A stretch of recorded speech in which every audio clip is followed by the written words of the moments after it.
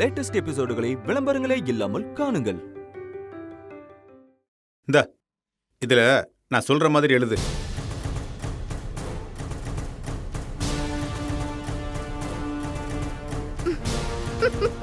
டேய் எழுதுடா.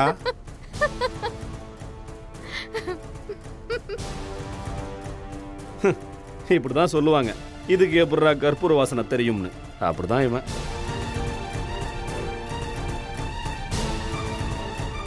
பாண்டி என்னடா என்ன பாக்குற?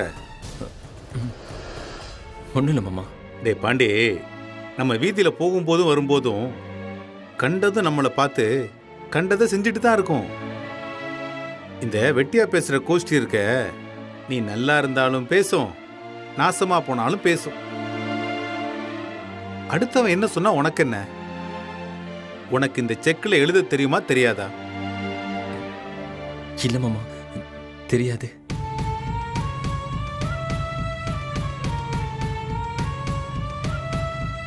ஏண்டா நீ என்ன இங்கிலீஷ்ல பெருசா நாவலோ கவிதையாவோ எழுத போற? இல்ல. என்னமோ செக்கு புக்ல எழுத தெரியலங்கிறத ரொம்ப கேவலமா பேசிட்டு இருக்காங்க.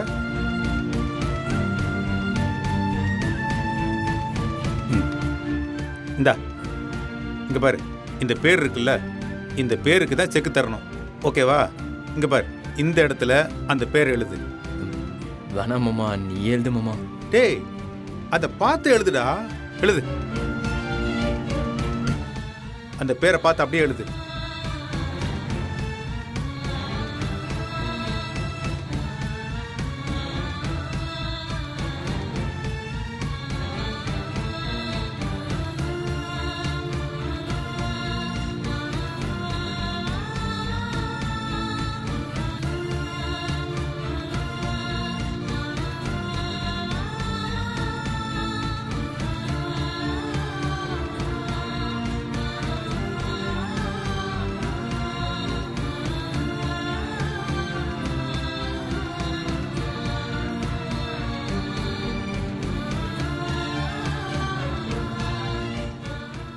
ஒன்லி.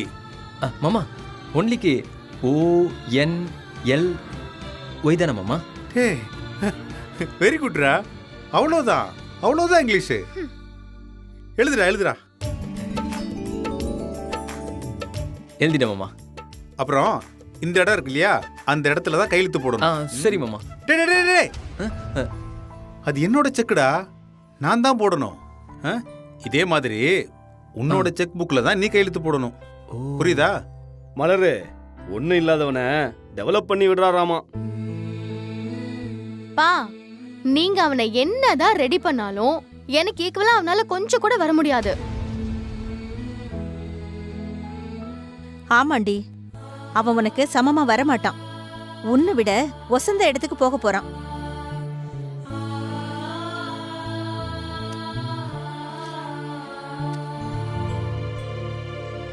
எல்லாம் சரியா தான் இருக்கு. ஆனா எழுத்து மட்டும்தான் நாலா பக்கமும் திரும்பிக்கிட்டு இருக்கு. ஒன்னும் கவலை இல்லை.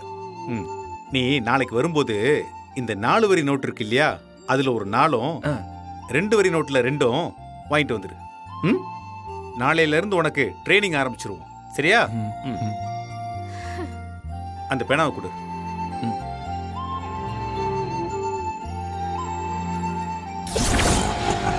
மார்க்கே மார்க்கே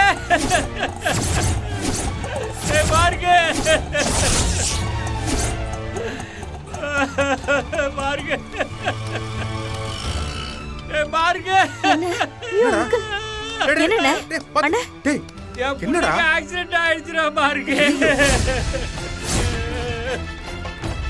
மார்க்கே, என் பையனுக்கு ஆக்சிடென்ட் ஆயிடுச்சுடா. வண்டி போய் தண்ணி எடுத்துட்டு வா. பேசுவோம். என்ன பண்றேன்னு தெரியல. என்னடாச்சு?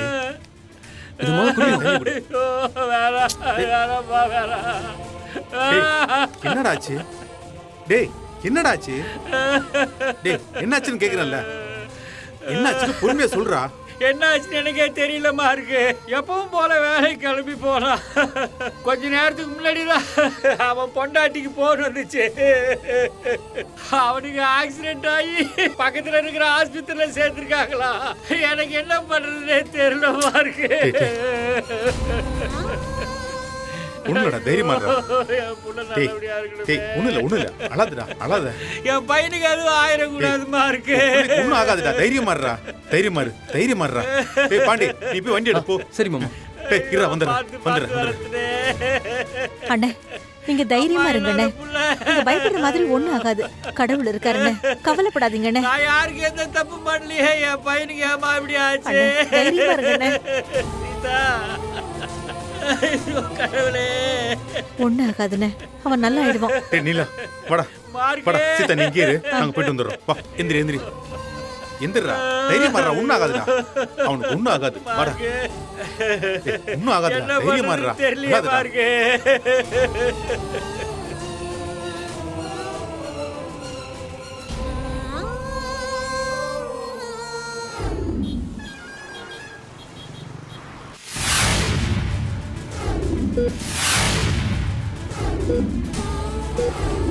பார்க்கு என் பையனுக்கு ஒன்றும் ஆகாது இல்லடா. டேய் அவனுக்கு ஒன்னும் ஆகாதுடா, அழாதடா. எனக்கு ரொம்ப பயமா இருக்கு. பாரு, அவனை காப்பாத்தணும்டா. டேய் நீ பயப்படாதடா, அவனை காப்பாத்திரலாம்டா.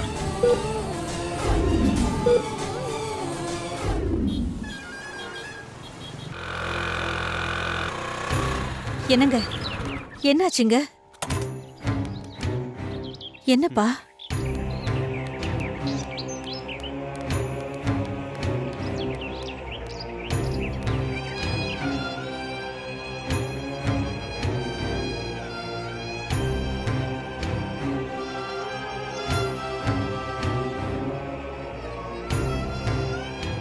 என்னங்க என்னாச்சு? நீலகண்டன் பையனுக்கு ஒண்ணும் இல்லைல்ல? இல்லத்த, ஆக்சிடென்ட் எவிதான் போல. ஒரு கால் கொலகுலன்னு ஆயிடுச்சான். உடனே ஒரு காலை எடுக்க சொல்லிட்டாங்க. அவரு பொழைப்பாரா மாட்டாருன்னு நாளைக்கு தான் சொல்ல முடியுமா?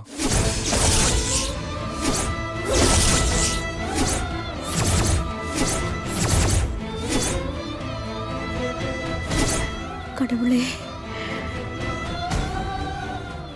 இப்ப நல்லா குளுகுளுன்னு இருக்குமே, ரொம்ப சந்தோஷமா இருக்குமே.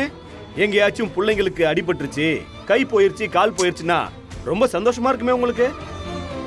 ஏண்டா ராஜா, ஏண்டா இப்படி கொஞ்சம் கூட மனசாட்சியே இல்லாம பேசிக்கிட்டு இருக்க? புள்ளைய பெத்த யாராவது அப்படி நினைப்பாங்களா? ஏன் நினைக்க மாட்டாங்க? அதான் நம்ம வீட்லயே அப்படிப்பட்ட அன்னையும் பிதாவும் உதாரணமா இருக்கீங்களே. சீதா, அவனை பேசாம போக சொல்லு. தேவையில்லாம என் வாயில விழுந்துட போறான். ஏன் உண்மையை சொன்னா உடம்பு எரியுதோ? நீங்க என்ன நினைப்பீங்கன்னு எனக்கு தெரியாதா? நாட்டுல எவனுக்கும் ஆக்சிடென்ட் நடக்குது, ஆனா நம்ம வீட்டுல இருக்கிற பிள்ளைங்களுக்கு எதுவும் அது போல ஆக மாட்டேங்குதுன்னு தானே நினைச்சுக்கிட்டு இருக்கீங்க. எல்லாம் எங்களுக்கு தெரியும். அதே மாதிரி எனக்கு கை கால் ஏதாச்சும் போய் வீட்டுல சும்மா படுத்து கிடந்தா நாள் முழுக்க என் மண்டையில கொட்டி கொட்டி கொட்டி ஜாலியா டைம் பாஸ் பண்ணலாம் தானே நினைச்சுக்கிட்டு இருந்தீங்க. டேய், சூழ்நிலை புரியாம உன் வாய்க்கு வந்தபடிலாம் பேசாத. நீலாண்ணன் புள்ளையும் எங்களுக்கு புள்ள மாதிரிதான். எந்த தாய் தகப்பனும் தான் புள்ளைக்கு அப்படி ஒரு நிலைமை வரணும்னு நினைக்க மாட்டாங்கடா. ஏன் இல்லாம தோ அந்த நீலகண்டனே எடுத்துக்கங்க. எப்ப பாரு பையனை பத்தி ஏதாவது ஒரு புகார் வாச்சிக்கிட்டே இருக்க வேண்டியது. எனக்கு காசு கொடுக்கல, எனக்கு சோறு போடல, என்ன வீட்டுல தங்க விடல, வேஷ்டி சட்டை எடுத்து கொடுக்கல, வீட்டு பைப்ல தண்ணி வரல, போடுற காப்பில சக்கரை இல்லைன்னு எல்லாத்துலயும் குறை.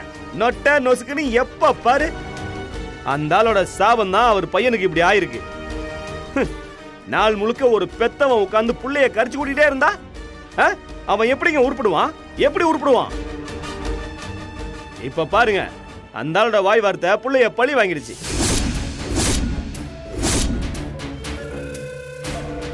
இப்ப நல்லா குளு குளுன்னு இருக்குமே. கரெக்டா சொன்னீங்க மாப்ள. ஒரு பெத்தவங்கன்னா பிள்ளைங்களை பார்த்து என்ன நினைக்கணும்? பிள்ளைங்களுக்கு மிஞ்சினது தான் தனக்குன்னு இருக்க வேண்டாமா? தாங்கிட்ட எது இருந்தாலும் பிள்ளைங்களுக்கு அள்ளி கொடுக்க வேண்டாமா? நாம கஷ்டப்பட்டாலும் பரவாயில்ல, நம்ம பிள்ளைங்க சந்தோஷமா இருக்கணும்னு நினைக்கிறாங்க பாரு, அவங்க தானே உண்மையான பெற்றவங்களா இருக்க முடியும். 5 அறிவு இருக்கிற மிருகங்க கூட அப்படித்தானே இருக்கு. ஏங்க காலைல இருந்து நீங்க இங்கதான் இருக்கீங்களா? உங்களெல்லாம் வீட்ல தேட மாட்டாங்களா? ஏய் அக்கா நீங்க பேசுங்க, நல்லா பேசுங்க. நான் வாயம். இப்படி புள்ள வாழ்க்கையை நாசம் பண்ணிட்டு அதுல சந்தோஷமா இருக்க நினைக்கிறவங்கள என்னங்க பண்றது? பெத்த புள்ளைங்களை ஜெயிக்கணும்னு யாராவது நினைப்பாங்களா? காலம் போன காலத்துல அப்படி போகும்போது என்னத்தை மாறிட்டு போறீங்க? உமா, தேவையில்லாம நீயும் வார்த்தை விடாத. டேய், முதல்ல நீ அடங்கு. முதல்ல நீயும் எங்களோட இந்த பக்கம் இருந்தவன் தான். இப்ப என்னமோ அந்த ஆள் கூட சேர்ந்து அவருக்கு சொம்பு தூக்கி சுத்திக்கிட்டு இருக்க. டேய், உனக்கு என்ன வந்துச்சு? சரிடா, நான் தெரியாம தான் கேக்குறேன். இத்தனை வருஷத்துல அவர் உனக்கு என்னடா பண்ணிட்டாரு? எல்லா குடும்பத்தையும் பிரிச்சு நாசமாக்கி விட்டுட்டு நான் ஜெயிச்சிட்டேன்னு சொல்லி சந்தோஷமா கால் மேல கால் போட்டு உட்கார்ந்துருக்காரா? ஏங்க பண்றதுலாம் நீங்க பண்ணிட்டு பழியத்துக்கு அவர் மேல போடுறீங்களா? உங்களுக்கு இதெல்லாம் கொஞ்சமா நல்லாகுதா? டேய், நீ எல்லாம் கொட்டாய் விடுறது கூட இந்த வீட்டுல வாயை திறக்க கூடாது, புரியுதா? உன்னை எதுக்கு தெரியுமா இந்த வீட்டுல கூட்டிட்டு வந்து வச்சிருக்காரு? மலர் அவர் பேச்ச கேட்கலன்னா அவளை வெறுப்பேத்துறதுக்காக தான் உன்னை கூட்டிட்டு வந்து இங்க வச்சிருக்காரு. இந்த பார், இதுக்கு மேல ஒரு வார்த்தை பேசணும்னு வச்சுக்க, அப்புறம் பேசுறதுக்கு வாய் இருக்காது சொல்லிட்டேன். டேய், என்னடா சொல்ற? என்ன சொல்ற? அதெல்லாம் என்கிட்ட வச்சுக்காத. சொல்லிட்டார்ல, அமைதியாரு. அப்பா, அது இல்லப்பா, அவன் பேசல என்னப்பா தப்பு இருக்கு? டேய், இப்ப சொல்ற எழுதி வச்சுக்கோங்க. பெத்த பிள்ளைங்க நல்லா இருக்க கூடாதுன்னு நினைக்கிற தாய் தகப்பன இந்த உலகத்திலேயே நான் இந்த வீட்டுல தான் பாக்குறேன்.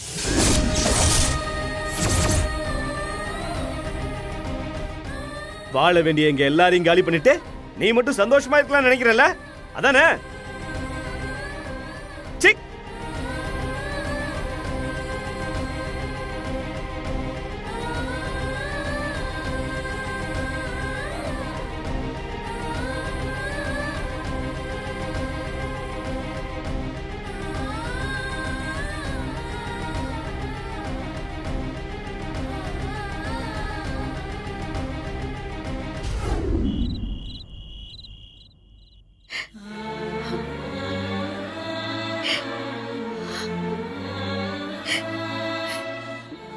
எப்ப பாரு பையனை பத்தி ஏதாவது ஒரு புகார் வாச்சிக்கிட்டே இருக்க வேண்டியது.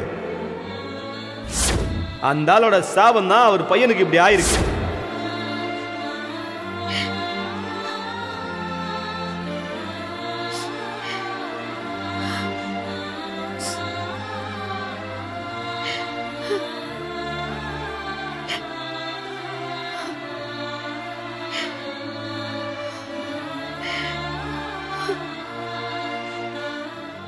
என்ன சீதா, இன்னும் தூங்காம பணியில வந்து உட்கார்ந்துருக்க?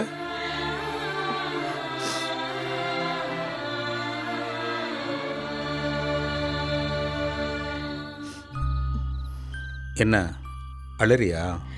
அதெல்லாம் ஒண்ணும் இல்ல. அவனே ஒரு சில்லற பைய, அவன் சொல்றான்னு நீ எழுதிட்டு இருக்க. அவன் என்னைக்கு நல்லது பேசியிருக்கான்? என்னங்க, அவன் கோவத்துல பேசியிருந்தாலும் அந்த கோவத்துல ஒரு நியாயம் இருக்கிற மாதிரி தான் எனக்கு பட்டுச்சு. என்ன நியாயம் சொல்லு கேப்போம். இன்னைக்கு நம்ம எதிரில் நிக்கிறது யாருங்க? நம்ம பெத்த பிள்ளைங்களும் மருமக பிள்ளைங்களும் தானே. அவங்கள ஜெயிச்சு நம்ம என்ன சாதிக்க போறோம்? அப்படி என்னங்க பெருசா கொண்டு போறோம்? நீங்களே சொல்லுங்க. நாம ஜெயிச்சு அவங்க மனசையும் அன்பையும் தாங்க அடையணும். ஆனா அதுக்கு பதிலா அவங்க வெறுப்பையும் விரோதத்தையும் தாங்க நம்ம சம்பாரிச்சுக்கிட்டு இருக்கோம். அவங்கள விட காசு பணத்துல ஜெயிக்கிறதுங்கிறது நாம அவங்க கிட்ட தோக்கிறதுக்கு தானங்க சமம். அவங்க நம்மள மதிக்காம போகட்டும், நல்லது பண்ணாம போகட்டும். பதிலுக்கு நாமளும் அதே மாதிரி இருந்தா நமக்கும் அவங்களுக்கும் என்னங்க வித்தியாசம்? நம்ம வயசுக்கும் அனுபவத்துக்கும் என்னங்க மரியாதை இருக்கு? இப்ப நீ கடைசி என்னதான் சொல்ல வர்ற? இது எல்லாம் போதுங்க, போதும். இது எல்லாத்தையும் விட்டுடலாம். அவங்களுக்கு என்ன வேணும்? இந்த வீடு தானே, பிரிச்சு கொடுத்துருவோங்க. இந்த வீட்டை அவங்களே வச்சுக்கிட்டோம். இப்ப பண்ற இந்த கோவில் வேலைய நாம வேற எங்கிருந்து வேணும்னாலும் பண்ணலாம்ல. அதாவது நம்ம குனிய குனிய கொட்டிக்கிட்டே இருப்பாங்க, நம்மக்கிட்ட இருக்கிற எல்லாத்தையும் மொத்தமாக பிடிங்கிடுவாங்க, நடுத்தருவில் நிப்பாட்டுவானுங்க. சாகிற நிலைமையில் இருந்தாலும் ஆஸ்பத்திரி செலவுக்கு ஒரு 5000 10,000 தர்றது கூட யோசிப்பானுங்க. நாம் இதெல்லாம் பார்த்துக்கிட்டு எந்த சொரணையும் இல்லாமல் போன மாதிரி இருக்கணும், அப்படி தானே? மனுஷன்னா ஒரு குறைஞ்சபட்ச நியாயத்தோடு நடக்க வேண்டாமா? நாம் பிறந்து இந்த உலகத்தை பார்த்த நாள்ல இருந்து ஒரு நல்ல வாழ்க்கை அமைச்சு கொடுக்குற வரைக்கும் ஒரு கடமையா செஞ்ச பெத்தவங்களை கடைசி வரைக்கும் பார்த்துக்கணுங்கிறது அவங்களோட கடமை இல்லையா? சரி, நீங்க ஒன்றும் எங்களை பார்த்துக்க வேண்டாம்.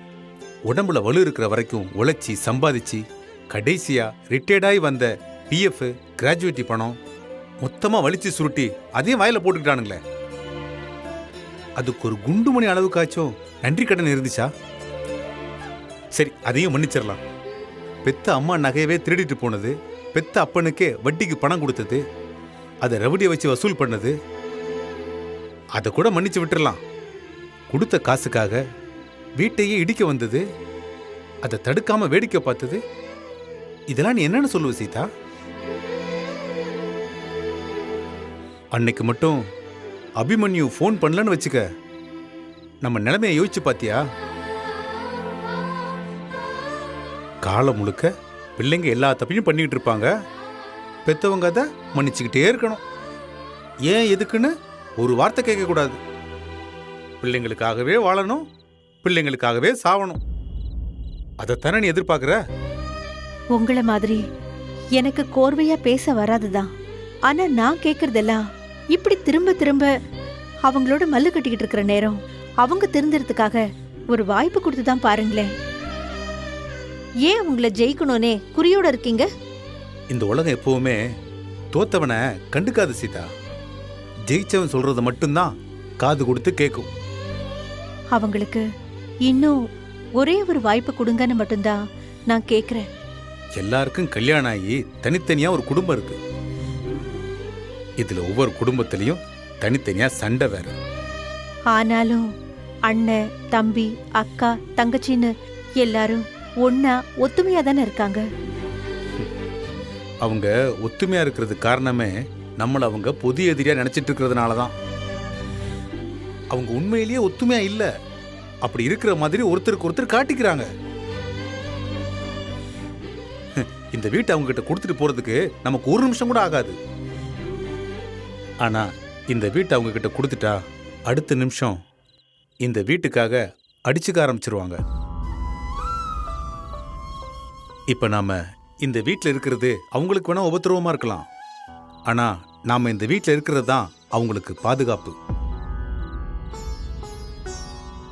என்னைக்கு மலர் அவ புருஷன் கூட சேர்ந்து வாழ ஆரம்பிக்கிறாளோ, என்னைக்கு உமா ரவியை மதிச்சு நடக்க ஆரம்பிக்கிறாளோ, என்னைக்கு ரேவதி தப்ப உணர்ந்து உன் நகையை கொண்டு வந்து திரும்ப தர்றாளோ, என்னைக்கு ராஜா காசு பணம் பெருசு இல்ல சொந்த பந்தம் தான் பெருசுன்னு உணர்றானோ, அன்னைக்கு யாரும் சொல்லாமலே இந்த வீட்டை அவங்களுக்கு எழுதி கொடுத்துட்டு நாம போயிட்டே இருக்கலாம்.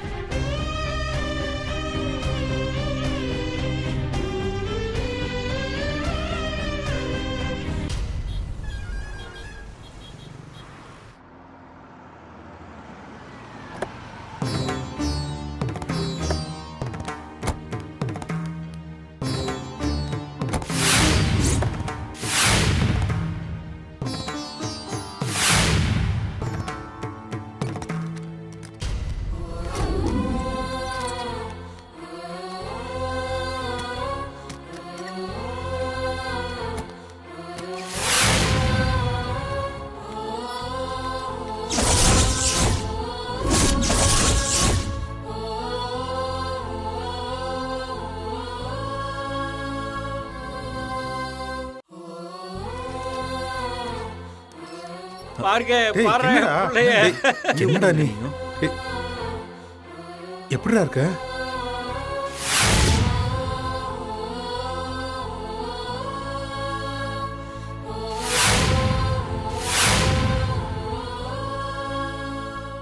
ஏண்டா டிஸ்சார்ஜ் பண்ணா நேரா வீட்டுக்கு கூட்டு போகாம இங்க எதுக்கு அழைச்சிட்டு வந்த? சொல்லி பார்த்தமா இருக்கு அவ கேட்க மாட்டேன்ட்டாமா.